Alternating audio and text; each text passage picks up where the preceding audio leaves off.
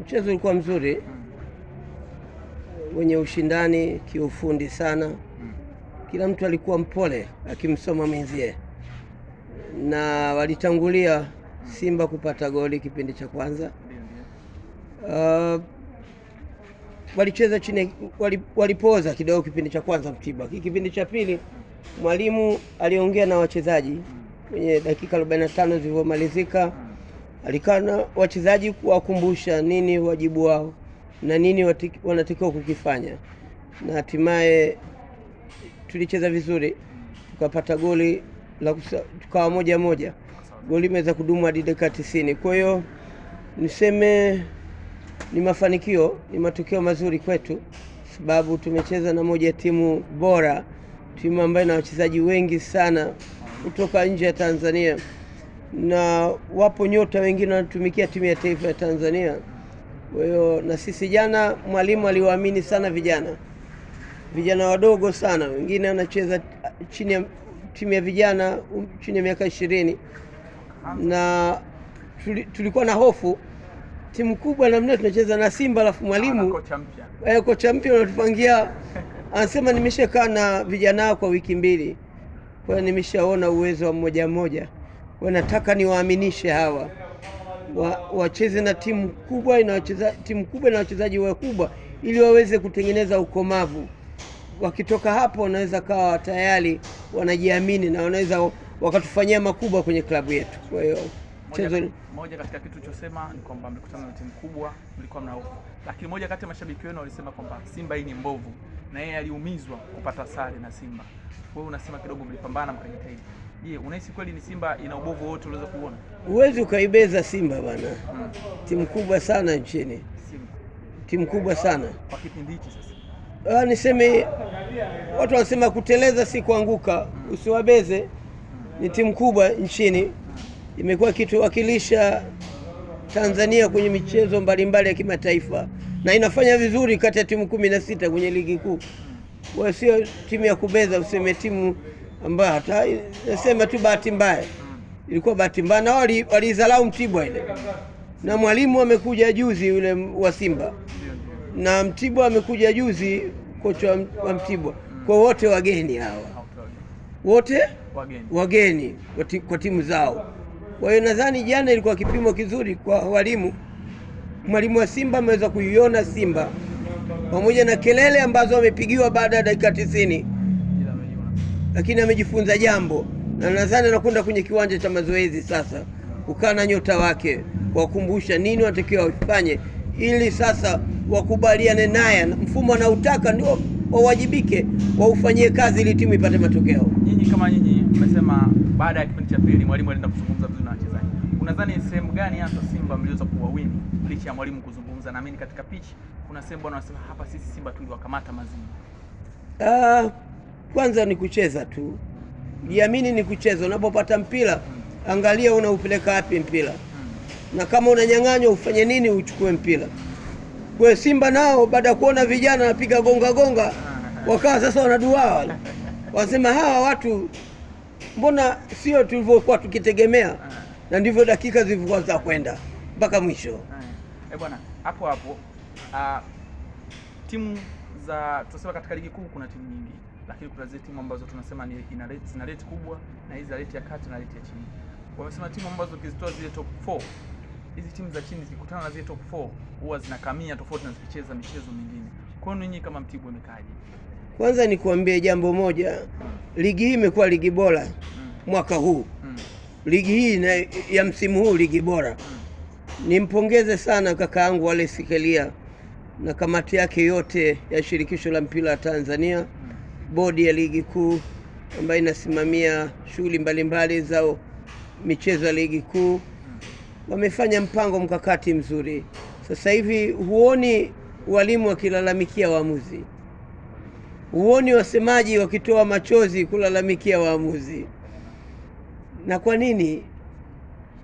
Ndugu yangu Wallace Karia kafanya kazi nzuri sana kwa upande wa waamuzi, na imekuwa ligi nzuri sasa. Mbeleko hakuna tena kubebwa, hakuna, sababu ukifanya tofauti, usipofuata sheria 17 wanakuweka nje, wanakuondosha kabisa kwenye na wao ndio ajira yao. Sasa lazima wakumbushwe, mimi nataka hivi. Zile njia za kona zipo sasa hivi. Sio mtu anafungwa tu, mtu anafunga kwa mkono go mradi ingie. Tumeshuhudia msimu uliopita, niliona ile ligi, nilikuwa natoa mchozi mwenyewe. Nilikuwa naona ligi inavyoendeshwa, mtu mechi 5 hajacheza, sasa anakuja za vipolo zile. Basi ile ilikuwa natumia, sio ligi, ilikuwa sio ligi.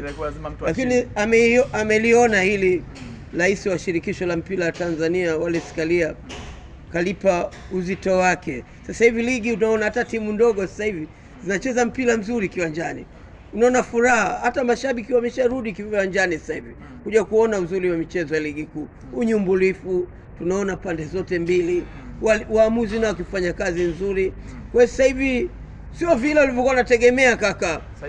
Sasa hivi mambo yamebadilika sana. Watakwama watu. Kuna mtu namna hisi akiwafuata kule kwenu mtachukua alama. Mpira sasa hivi mzuri kaka. Alafu mpira umekuwa Tanzania sasa hivi. Tunajiamini. Alafu nikwambie jambo. Umeona ile beki aliopewa nini yule mdogo? Aliovaa nahodha. Ndio. Na wengi wadogo mule. Wale tunawakomaza sasa hivi. Wale ndio mtoko. Yule pacha wake Dickson Job. Kumbe mnapacha Dickson Job. Yule umemwona yule?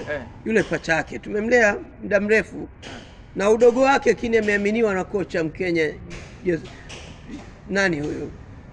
Ameaminiwa Chipo. Na jana amepata nini, zawadi gani? Kutokana ameweza kuwadhibiti wale washambuliaji wa Simba wasionekane chochote, pamoja na ubora walionao, pamoja na sifa walionayo. Lakini alipambana na mtu mtukutu mwenye akili nyingi sana. Unajua Dickson Job hana umbile kubwa, ni mfupi, lakini ana akili sana ya mpira. Umeelewa? Afu pasi zake zinafika zile. Akipata mpira ujue unakwenda. Tena kwa moto unakwenda. Wewe jipange kuchukua ile pasi yake ya moto, inakuja. Sio unabutua tu, unapigwa mtelezo. Sawa na yule mtoto ambaye Harun wa Mtibwa jana na mechi zote huwa anacheza beki 5 yule. Na anafanya kazi nzuri sana. Lakini nyinyi kama Mtibwa mmekuwa mna sifa kubwa ya kuzalisha wachezaji, ila hamdumu nao ndani ya muda mrefu pale wanapoonyesha kiwango bora. Hichi kitu mmejiandanaje? Nisikilize bwana. Chuo kikuu ukisoma sana, ukiambiwa miaka 3 umemaliza, unakaa tena chuoni kaka? Lakini nikuulize kwanza, sisi tunafanyaje kaka? Sisi tunatengeneza sukari. Tuna mashamba makubwa sana. Na tunalima mua wenyewe. Tunatengeneza sukari, tuna kiwanda. Lile pato letu liende wapi kaka? Faida yetu sisi tunaipata pamoja na wafanyakazi kupata mishahara, kununua spare, vipuli kwa ajili ya kuboresha kiwanda. Hela nyingine tunapeleka wapi? Tunachukua watu, tunazunguka nchi hii. Tunatafuta watu. Tunaondosha ile watu kuvutavuta kwa mitaani kuzurura. Hamuoni mnajitoa katika mbio za ubingwa? Sikiliza kwanza. Tunaona wale vijana wanaishi maisha duni, maisha mitaani, hawana mwelekeo. Njoo kwenye kambi yetu. Tunakutengeneza. Leo wachezaji wengi wanawika nchini. Wametoka wapi wale? Uwekezaji wetu. Na sisi tumeamua kwa ridhaa yetu kupeleka hiki kwa taifa hili la nchi ya Tanzania. Hakuna sehemu inaitwa chuo cha mpira. Hakuna. Na sisi tuna budget yetu kubwa ya kiuendeshaji. Kwa nini tusichukue vijana ambao wako mitaani na kuwaweka sehemu moja, wakabadilisha maisha yao, wakafanya mpira ndio ajira yao? Sasa hivi wapo watu wamebadilika, na tulikuwatoa tunajua wenyewe. Haya ndio mafanikio ya Mtibwa. Wachezaji mliowafanikisha. Kabla yote hapo, umesema wachezaji hao mmekuwa wakishajifunza, wakishanoleka vizuri. Mtu kashamaliza chuo inabidi aende kujiendeleza. Nyinyi kama nyinyi, hamuoni mnajitoa katika mbio za kugombania ubingwa? Au nyinyi hilo amulihesabii? Kaka, umekuja kwenye tasnia juzi. Nikukumbushe tu kwamba timu ya kwanza nchini kutoa ubingwa misimu miwili. Achana Dar es Salaam, Yanga, Simba. Azam mwenyewe hajachukua ubingwa misimu miwili. Umesikia? Fulizo. Lakini Mtibwa imechukua 1999 na 2000. Tumeshakwenda huko. Kwa sasa tunachosema sasa hivi ni kukuza vipaji. Kukuza na nchi itambue. Tunakabiliwa na michuano mikubwa ya kimataifa. Tutapata wapi nyota kama sio Mtibwa kuwalea? Kwa hiyo wenyewe kwenye ubingwa tu watu. Ubingwa tunautafuta kaka. Isipokuwa nasema hivi kwa sasa hivi kwa mpango ambao wa rais wa shirikisho la mpira la Tanzania na bodi ya ligi kuteua waamuzi bora. Sasa hivi unaweza kusikia hata Mashujaa akawa bingwa. Umeelewa? Hata Mtibwa akawa bingwa. Kulikuwa na kitu sitaki nizungumze. Mimi nimekuwa kwenye tasnia ya habari kwenye michezo na muda mrefu sana. Kwa najua kwa nini watu kuna kitu katika hao wakubwa. Nampongeza sana Wallace Karia. Hili jambo onekana lilikuwa linakuumiza sana. Sana hasa nimeumia miaka miwili ya nyuma. Sana. Nilikuwa na kati ya hizi kubwa ishe kuumiza kwa kutoa machozi. Nasema sana. Kuna timu gani ambayo kati ya hizi mbili ishe kuumiza? Msimu uliopita wa nyuma kuna timu ilibakiza michezo 6-7 nadhani. Ilikuwa inaenda kwenye michuano ya kimataifa. Halafu walivorudi kwa nguvu mwenzake yuko juu kule. Mwenzake yupo juu. Huyu alichokifanya, umeelewa? Sasa mwenye vipolo alichokifanya, baba mpaka unaumia. Umeelewa? Mpaka unaumia. Imradi tu akisha napata tatu anakaribia kule.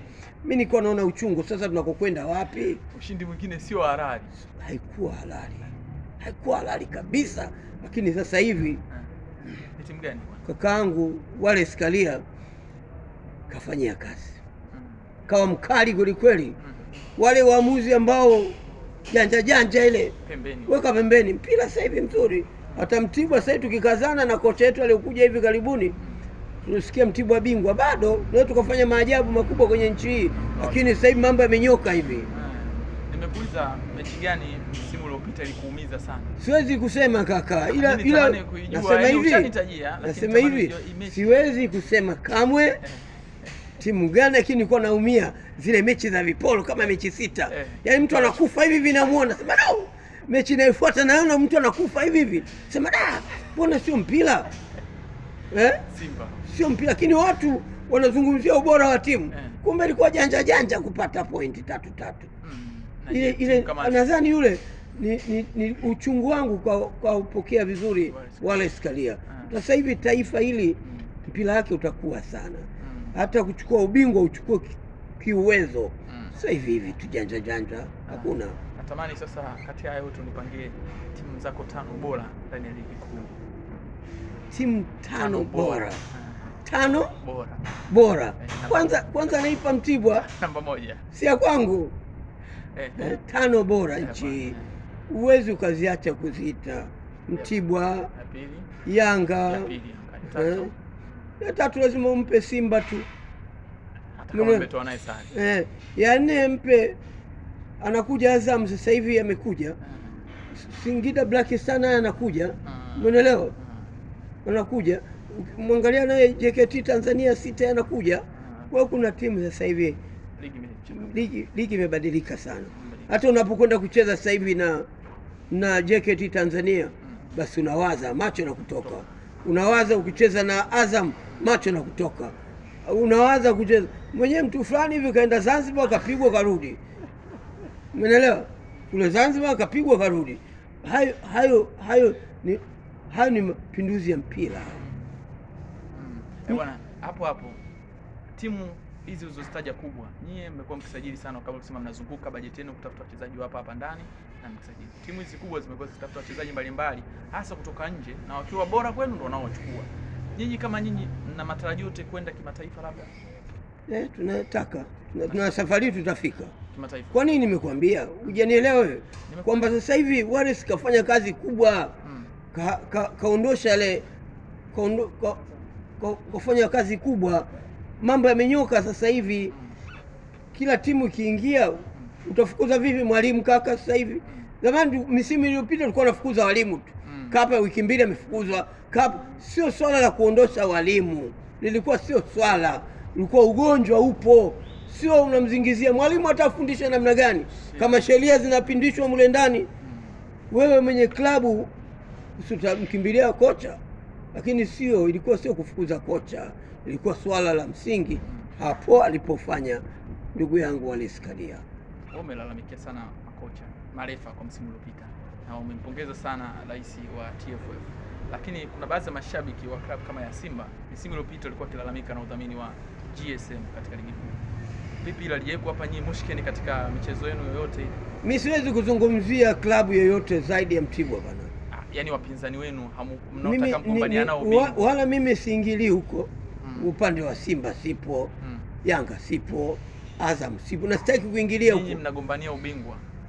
Kama vile unasema kuna baadhi ya mechi zilikuuma kutokana na muamuzi, unaona hayuko fair. Sasa wewe kuona kuna baadhi ya mechi unaona kabisa hizi haziko fair. Mfano kuna mechi moja ilishe kuchezwa, watu wakalalamikia kwa sababu mechi imekuwa ni nyepesi, kama mtu alipewa ubingwa kabla kupewa ushindi kabla hata mechi kuanza. Hichi kitu kije kuumiza wewe na timu yako. Je, kukiona? Je, kuona mechi kabisa ni nyepesi, huyu kaingia kwa ajili ya kushinda? Sijai kuona. Na mimi naizungumzia klabu yangu. Mimi sivuki mipaka kuzungumzia klabu nyingine. Ndazungumzia swala la shirikisho la mpira, bodi ya ligi, kuwasifia kwa mazuri wanayofanya sasa. Na naamini sasa hivi wa Tanzania tutafika mbali. Kwanza zamani ilikuwa Kenya, ilikuwa Uganda, ilikuwa wapi watu. Sasa hivi watu wanatafuta ajira Tanzania hivi, wachezaji wamejaa Tanzania kwenye mahoteli Dar es Salaam, wanatafuta ajira kucheza mpira Tanzania. Hii yote kukua kwa ligi yetu. Kwa hiyo lazima niwapongeze wale wanaoendesha, waliopewa dhamana na serikali kusimamia mpira Tanzania. Umemsifia sana Dickson Job, lakini mimi naamini mna wachezaji wengi sana mliwatoa, na wengine wako mbali zaidi, na wengine wanaweza sio wanafahamika. Unahisi ni wachezaji gani watatu ambao ndani ya Mtibwa wametoka unasema bwana hawa wachezaji hakika kweli tunanufaika nao sisi, kweli uzao wetu umeenda kunufaisha taifa? Kwanza mtu pekee ambaye kwangu alikuja bado mdogo, alafu akishamaliza mwalimu kazi yake kukaa na vijana hao, nilikuwa nakaa nao mimi. Dickson Job nimekaa naye sana. Dickson Job sana kama baba yake mlezi, nimekaa naye sana. Mafanikio, hatua. Hapa nataka ufanye hivi, hapa sijaridhika kaka. Wewe utafika mbali sana. Hebu nukuu hizi tani. Nukuu hii kauli yangu. Naona kabisa njia nyeupe unapita. Hebu tekeleza haya. Leo amekuwa kizingiti kikubwa kwenye ngome ya timu ya taifa ya Tanzania, na amekuwa kwenye mafanikio timu yake ya Yanga. Kwa hiyo nafurahia. Ni mtu ambaye ana discipline, ana heshima kubwa sana, msikivu mzuri sana, na ndio maana anapata mafanikio. Mchezaji wa pili waliotoka ndani ya waliotoka, mimi nina wengi sana. Nitamani utaje watatu tu.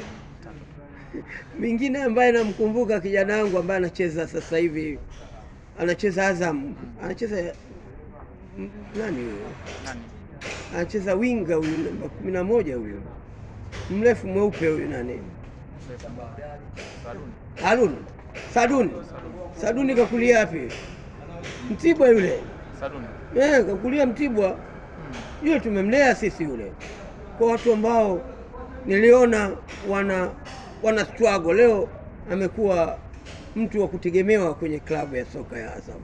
Saduni amekulia kwenye bloku za miwa kule Sadoni. Ni mtu ambaye anataka kwenda, yani ana mbio anazitafuta. Kuna mtu unamuona yuko hapa, kuna mtu unaona anataka kwenda kwa spidi kali. Yule mmoja hapo amefanikiwa. Watatu naweza kumchukulia ambaye kwa sasa hivi walioko kwenye Mtibwa au nje ya Mtibwa? Walioko nje ya Mtibwa. Nje ya Mtibwa, mtu ambaye naweza kusema na mafanikio. Mwingine amepita kina Mzamiru Mzamiru au majina umeyasahau. Basi kwa kumalizia, kuna michezo ya kimataifa timu zetu nne zimefanikiwa kwenda, lakini mpaka sasa anayeonekana kidogo na matarajio kuendelea ni Young Africans, ambaye kwa sasa ameweza kufanikiwa kupata alama katika michezo yake yote miwili. Wewe timu zetu nne unaziona wapi? Yuko Yanga, yuko Simba, yuko Singida Black Star na yuko Azam. Hawa watu wanne hao. Si ndio? Yanga anakwenda kwa spidi. Unaona anaenda robo finali. Yanga. Sasa hivi Simba, jana nilikuwa nashuhudia mchezo ambao ulimalizika na anajiandaa na mchezo wa kimataifa. Baada ya kumalizika niliona mashabiki, kila mshabiki wa Simba anazungumza lugha ya kwake. Umeelewa? Wengine wakaingia mpaka uwanjani. Lugha ya kwake, kila mtu anazungumza lugha ambayo kila mtu anazungumza cha kwake. Alikuwa anaomba Mungu hii timu ifanye vizuri. Iliumiza jana. Na watu nilikaa naye jukwaa kubwa pale, walikuwa wanapiga meza tu. Wengine watamani kukaa pakaliki, kusimama ikaliki na luka tu. Mdau wa Simba huyo. Wakati tunacheza na Mtibwa. Unaona, nikwambia bwana, wewe bwana, huu mpira usiukatishe maisha bwana. Una familia wewe. Tuweza kukupoteza hapa, tulia. Uangalie namna gani mambo ya mpira yanapita hayo. Kwa hiyo Simba nayo mwenendo wake sijalizika, lakini tumpe muda kocha. Kesho kutwa tarehe 24 na mechi. Tumpe muda na wajitoe. Waweke uzalendo wa Simba. Waweke uzalendo wa nchi. Sababu inapocheza Simba kwenye michuano ya kimataifa, sisi sote tuko nyuma yao. Tunaacha ushabiki kwa vilabu vyetu. Bendera ya nchi inapepea pale. Kama inapepea, mimi mmoja wapo mtu ambaye naungana na Simba kwenye mchezo wa kimataifa. Kwa hiyo nataka watu wachezaji wa Simba wajione kwamba wana jukumu la kuwafanya Watanzania wakafurahi. Na weke uzalendo, maana ile ni taifa sasa. Wanatuwakilisha sisi. Hebu wajitoe kweli kweli. Lakini sijafurahi kwa jana vile cheza chini ya kiwango. Sijaona. Niliona wachezaji wengi professional kutoka nje. Nikawa nasema leo hapa tunapigwa 10 hapa. Maana kuna watu wanatoka na ndege, kwa wanatoka wanaitwa nchini kwa ndege maalum. Nikasema labda wana maajabu makubwa. Anaweza kashika mpira akapiga chenga watu 10 wote akafunga. Lakini jana alidhibitiwa na vijana wadogo tu. Sasa je, tunakokwenda kwenye michuano ya kimataifa, niwatake sana Simba. Sisi tunawapenda. Tuna uzalendo. Wanapokwenda kwenye michuano ya kimataifa, sisi sote tuko nyuma yao. Wajitahidi. Sisi sote tuko nyuma ya Simba. Sisi sote tunaangalia bendera ya nchi inapepea. Simba ndio wenye dhamana ya kupeperusha bendera. Mara 6 mfululizo wameingia robo finali. Unahisi wakifeli kuingia watatuaibisha kama taifa? Wakifeli kuingia robo finali. Kutoka hatua ya makundi kwenda robo finali. Wajipange, hawako vizuri, watulie kwa siku hizi kabla mchezo wao. Naamini uongozi ukikaa na wachezaji, uongozi ukikaa na benchi la ufundi ikae, kina Matola wakae.